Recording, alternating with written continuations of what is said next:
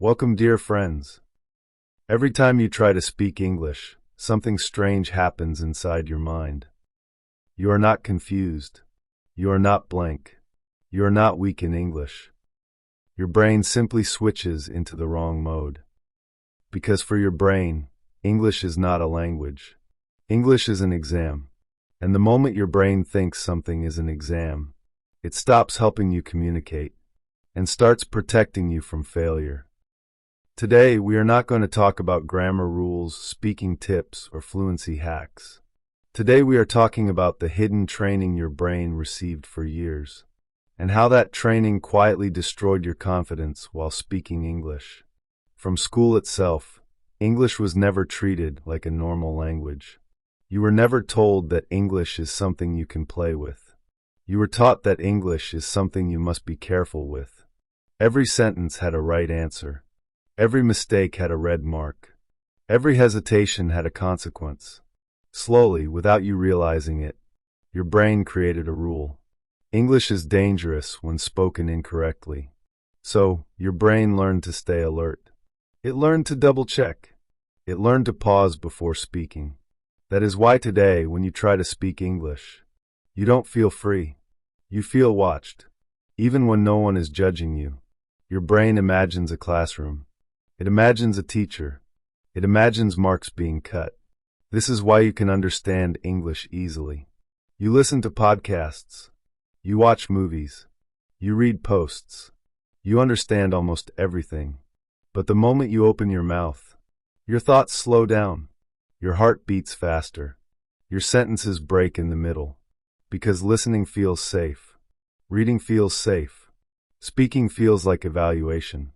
Your brain thinks, if I speak, I can make a mistake. If I make a mistake, I can look foolish. If I look foolish, I am not safe.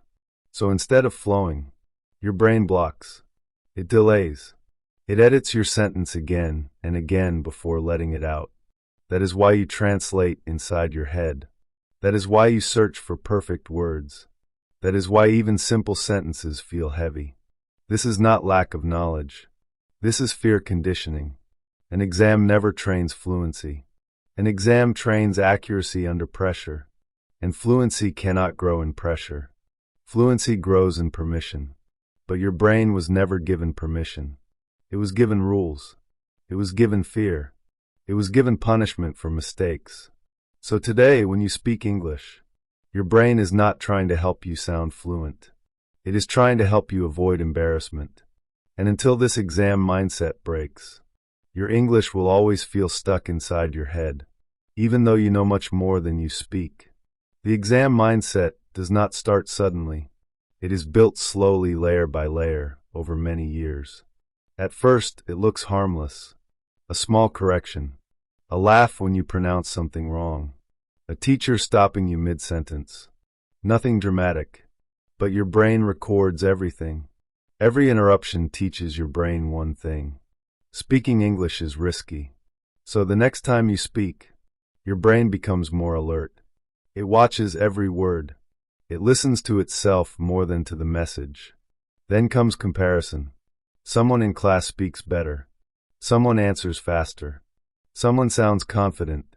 Your brain starts measuring. And the moment language becomes measurement, fluency starts disappearing. Because now you are not speaking to express. You are speaking to survive. Slowly, your brain creates an inner examiner. A voice inside you that checks grammar before meaning. A voice that asks, is this sentence correct? Instead of, is this sentence clear? This is the most dangerous shift. Because communication is about clarity. Exams are about correctness. So when you try to speak, two processes start fighting inside your head. One part of your brain wants to speak naturally. The other part wants to correct everything in advance. And correction always wins.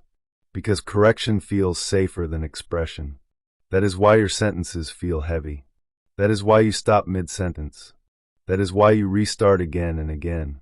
You are not thinking slowly. You are being interrupted internally. This is also why you feel tired after speaking English. Not because English is hard, but because your brain is doing double work. First, it creates a sentence. Then it examines it. Then it edits it. Then it finally allows you to speak. This is not how fluent speakers talk. Fluent speakers speak first and adjust later. But you were trained to adjust first and speak later. And by the time adjustment finishes, the moment is already gone. So, your brain learns another rule. Silence is safer than speaking late. That is why in group conversations, you stay quiet even when you know what to say. By the time your brain approves the sentence, someone else has already moved on. This slowly kills confidence. Not because you are incapable, but because your brain never lets you fully participate. And here is the worst part. The longer you stay silent, the stronger the exam mindset becomes. Because your brain thinks, see, staying quiet protects us. So it repeats the pattern, again and again, until one day, you believe the lie that you are bad at English. But the truth is, you were never trained for communication. You were trained for evaluation. And unless this internal examiner is silenced, no speaking practice will feel natural. To change the exam mindset, you don't start by speaking more. You start by changing how your brain feels before you speak. Because your brain does not respond to logic. It responds to safety. Right now, your brain associates English with danger. Not physical danger, social danger. The danger of being judged. The danger of being corrected. The danger of being seen as less intelligent. So the first step is not confidence. The first step is permission. You have to give your brain permission to be wrong. Not once. Not sometimes. But every time you speak. This sounds simple. But for someone trained in exams, this feels almost illegal. Your brain has been told for years. Do not make mistakes. Do not speak unless you are sure. Accuracy comes first. So when you suddenly try to speak freely, your brain resists. It pulls you back. It tightens your throat. This is normal. This resistance does not mean failure. It means retraining has started. Instead of forcing fluency, you lower the stakes. You stop trying to sound correct. You stop trying to sound smart. You stop trying to impress. You focus only on one thing, getting the message out. Even if the sentence is broken, even if the tense is wrong, even if the words are simple. Because every time you speak imperfectly and nothing bad happens, your brain updates its belief. It learns, English is safe. I can survive mistakes. I don't need approval to speak. This is how fluent speakers are made. Not by perfection, but by repeated proof of safety. That is why speaking alone helps. That is why talking to yourself feels easier. That is why you sound fluent in your head. Because there is no examiner there. Your job is to remove the examiner in real life too. Not by fighting it, but by ignoring it. When your inner voice says, this sentence is wrong, you let the sentence go anyway. When your brain says, wait, fix it, you speak before it finishes the warning. At first, your voice will shake. Your sentences will feel messy. That is not regression.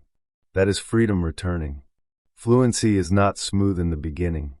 It is fast and broken. Then it becomes smooth later. But exam training taught you the opposite. Be smooth first. Then speak. And that is why you stayed silent. By now, you can see the real problem clearly. English was never difficult. The way it was introduced to your brain was. You were trained to perform, not to communicate. You were trained to avoid mistakes, not to express ideas. And that training stayed with you long after school ended. So the solution is not more rules. The solution is changing the environment in which your brain practices English. You don't practice English like an exam anymore.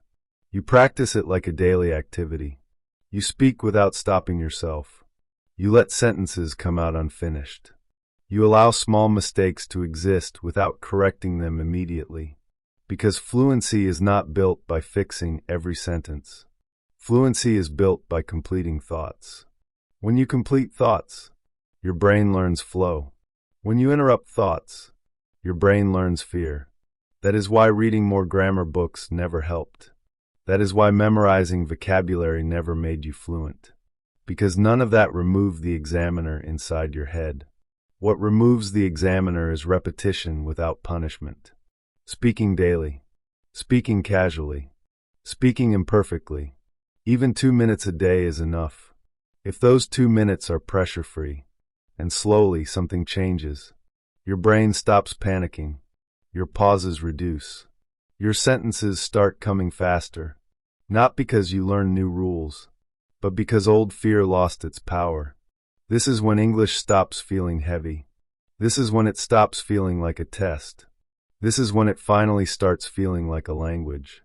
And this is the stage most learners never reach, because no one explains this to them. They keep thinking they need more knowledge, when what they really need is more permission. If this video made you see your English problem differently, don't let it stop here. Subscribe to this channel, because every video here is designed to remove fear, not add pressure. And if you know someone who understands English, but stays silent when it's time to speak, share this video with them. Like the video, and do share your thoughts in the comments. Press the bell icon to get the latest updates. You might not just help their English, you might help their confidence too. Thank you for watching. See you in the next video.